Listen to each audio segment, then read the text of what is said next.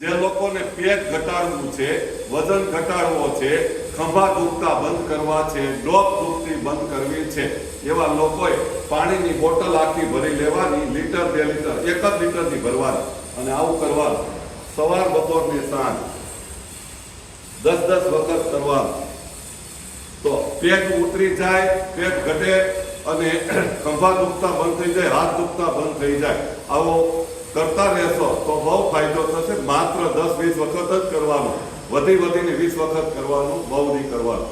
આવો વિડીયો અનેક લોકો સુધી પહોંચાડો અને સુરત કામરેજમાં અમે દવા વગર, ખર્ચા વગર અને ફી વગર સારવાર આપીએ છીએ.